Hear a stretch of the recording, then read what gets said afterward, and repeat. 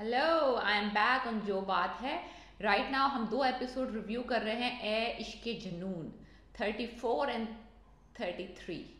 I think 34 is the second last episode, जिसको final भी कर सकते थे। ये इन्होंने खाम खा एक और एपिसोड की डब्बोंगी मारी है। 34 जो सेकंड लास्ट एपिसोड है वो लास्ट एपिसोड भी हो सकती है। सब कुछ निमट चुका है ऑलरेडी। बस थोड़ा से और एडवर्टीजमेंट लेने हैं और थोड़ा सा और पैसा कमाना है। एक भी हफ्ता हमें और 35 का नंबर हिट करना है। Anyway, it's not bad. 35 episode Pakistan की टीवी के लिए right now it's actually average. Her drama जो है वो 50+ एपिसोड्स बना रहा है, जो कि क्रेजी है और जस्ट पैसा बनाने की मशीन बने हुए ये सब लोग। एनीवेज, ए इश्क जुनून की ये जो लास्ट एपिसोड्स हैं 33 and 34 are packed with action, crime, fighting, punching, pulling, dying, नमाज जनाजा, police, everything you can think of, रोना धोना, सब कुछ है इसमें। सब कुछ जो पिछले देखते आ रहे हैं, बस उसको आप स्टेरॉइड्स के ऊपर डाल दें। These 2 episode, this is the episode for you. शुरू में शहरोज का दिखाया कि वो अपने दोस्तों के साथ कर रहा है कि आज मैंने ये दी एंड कर देना मामला, इस लड़की को मैं यहीं लेके आ रहा हूँ सीव्यू पे, अपन इसको यहीं पे मार के गाड़ देंगे और मछलियों को खिला देंगे, मैं आ रहा हूँ बस नशे में। लेकिन he did a very good job. Drunk दिखाया उनको, और वेरी सडल काइंड ऑफ ड्रंक है। ऐसे नहीं कि बस वो जो सुन मेरे दिल में वहाज अली का मुंह टेढ़ा हो रहा था, स्ट्रोक हो रहा था उन्हें, उस तरह का कुछ गंदी फेस नहीं बनाया इन्होंने। बड़े ही कूल काम अंदाज में ड्रंक हैं। Shiza knows how to do drunk acting. Anyways, that scene was good. वो चाहते हैं, बड़े नशे नशे की हालत में बेडरूम में जाते हैं, वहां पे उन्होंने कैमरा फिक्स किया होता है राहिम ने। हमें नहीं पता, हम ऐसे देख रहे हैं, तो मैं आपको बता रही हूँ कि उन्होंने कैमरा फिक्स किया हुआ है और वो प्रिटेंड करते हैं और वो कन्फेस कर देता है सारा कुछ कि मैंने ही मारा था, मैंने ये किया था। राहिम और उसके सामने, एमन के सामने, कि वो समझता है कि भाई उसका साथ दे रहा है, तो वो सारा कुछ ही प्यार मोहब्बत में सारा कुछ उगल देता है। लाइक इतना ही कोई एकदम पलटा खा के सारा कुछ कन्फेस, अपनी माँ के बारे में भी कि हमने गोली चलवाई थी, हमने मारा था, हमने कंबल में लपेट के इसको फेंका था, सब कुछ कन्फेस कर देता है। उधर से वो जो ये सब कहानी चल रही होती है, वो गन निकाल लेते, पीछे से उनके सर पे तान देते। अभी लड़ाई चल रही होती है, माँ बाप आराम से घर में कत्ल हो रहे हैं, फला भाई लड़ रहे हैं, बुरा हाल हुआ, वो बुढ़ा बुढ़ी लंच डिनर करके आ रहे हैं। फिर वो नीचे आते हैं। खैर एनीवेज, राहिम उनको अपनी रिकॉर्डेड वीडियो दिखा देता है। उनको पता चल जाता है फाइनली कि राहिम नहीं है, शहरोज और आफिया कर रहे हैं ये सब बगैरतियाँ लानतियाँ। तो वो जनाब बस चुप खामोश होके चले जाते हैं अपने कमरे से। उन्होंने कहते हैं कि बस मेरी हो गई, मेरी हो गई। फिर वो राहिम को बाद में कमरे में बुलाते हैं, उसे माफिया मुफिया मांगते हैं। राहिम कहता है नहीं नहीं प्लीज़ आप माफ़ी ना मांगें। यहाँ पे ये सीन कट कर देते हैं। वो हाफ द सीन वो नेक्स्ट एपिसोड में दिखाएंगे।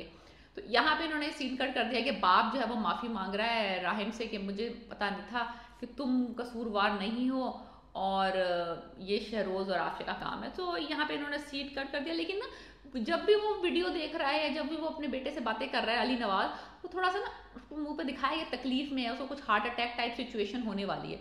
तो मुझे लग रहा था कि अगले एपिसोड में ये फड़कने वाले हैं, बिकॉज बहुत सारे सीनों में वो एज पे हैं कि उनको कुछ ना कुछ होने वाला है।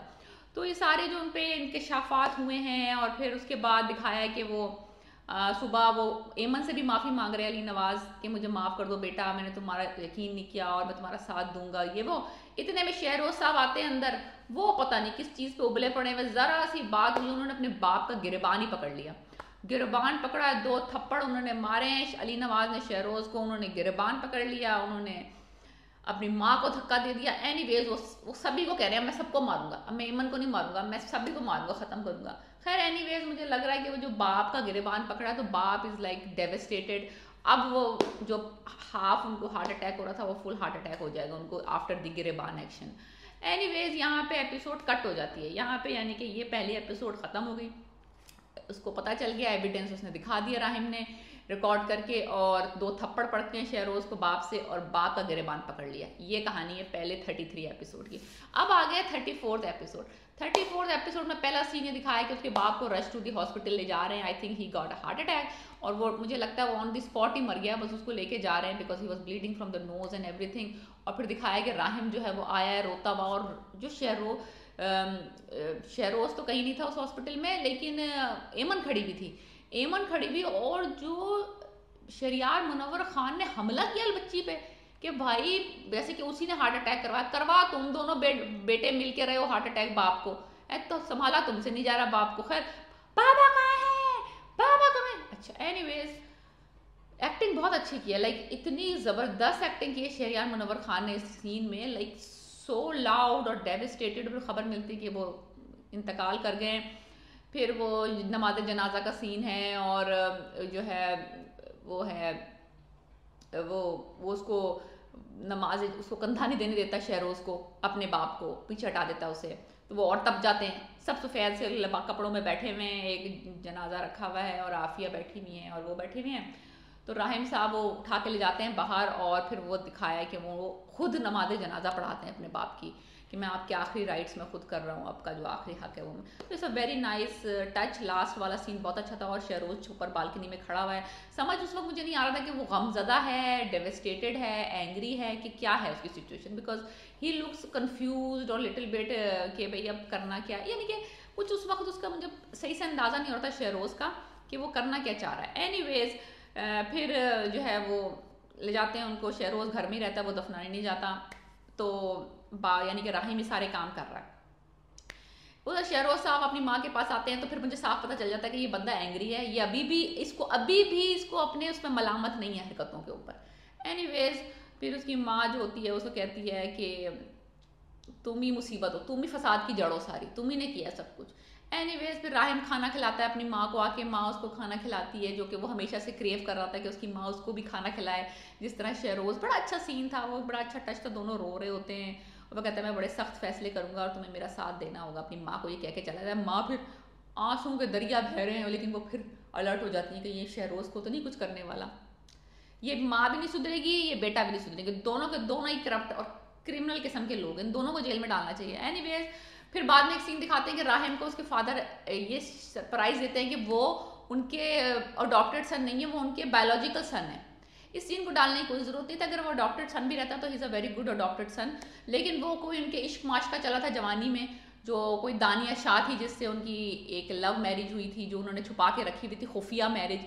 मैरिज कभी खुफिया नहीं होती, जो खुफिया होती है वो मैरिज नहीं होती, ये मेरा पॉइंट ऑफ व्यू है।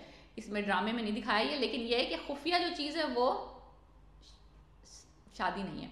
एनीवेज वो खुफिया शादी का नतीजा है ये। और ये फिर राहिम साहब तो फट पड़ते हैं, जान लेने वाला भी फरिश्ता होता है और आपने मुझसे झूठ बोला, तुम सब ने मुझसे झूठ बोला। भाई फटने की क्या जरूरत है, तुम्हें क्या ही फर्क पड़ रहा है, तुम अडॉप्टेड हो, बायोलॉजिकल हो, ऐसा कौन सी क्यामत आ गई, अच्छा ही होगा तुम्हारे लिए, बस सही है। तो what ever, that was over acting है। फिर बाबा जब वो राहिम भी फटफड़ा के चले जाते हैं, वो जिन सा आ जाता है बाबा के ऊपर, वो जो उनके अली नवाज बैठा वो जिन सी जैसी चीखें मारने लग जाते हैं थोड़ी देर के लिए, वो सीन दिखाया है। ओवर एक्टिंग थी। एनीवेज फिर पता चलता है वसीयत में कि अली नवाज साहब ने उनको 80% दे दिया राहिम को और उसको 20% दिया, अगर वो जेल जाएगा तो उसको 20% मिलेगा। एनीवेज पुलिस आती है, वो पुलिस उनको लेके चली जाती है। आफिया साहिबा फिर फड़कने लग जाती हैं, अपने भाई की मिन्नतें करने लग जाती है, मेरे बेटे को बचा लो, राहिम की मिन्नतें करने लग जाती हैं। और पुलिस शहरोज को उठा के ले गई है। शहरोज सबसे माफिया मांगना शुरू हो गया, उससे भी मांग रहा है, उससे भी मांग रहा है, ईमन से भी मांग रहा है। मेरा क्वेश्चन ये है कि मैंने जब इसको एनालाइज किया पूरे ड्रामे को, मुझे ये रियलाइज हुआ कि ये जो केस चल रहा है शहरोज के ऊपर, ये कोई इतना बड़ा केस है ही नहीं।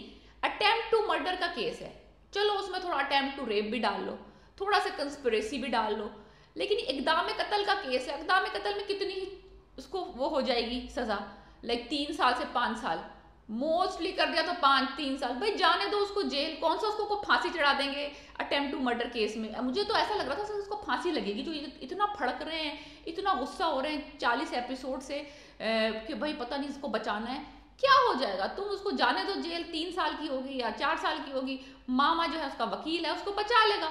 इतना रौला डाला हुआ है एमन ने भी, इसने भी, उसने भी बहुत ज्यादा भी उसको करा तो अटेम्प्ट टू मर्डर है, अटेम्प्ट टू रेप है, कॉन्स्पिरेसी है, 3 से 5 साल की जेल है, मामा जी निकलवा लेंगे, पैसे वाला बंदा, इतना रौला रप्पा डाला हुआ। एनीवेज हम लास्ट एपिसोड देखेंगे, उसमें वो कुछ फायर फूर कर रहा है, लेट्स सी कि कौन मरता है, किस पे फायर होता है, कौन बच जाता है।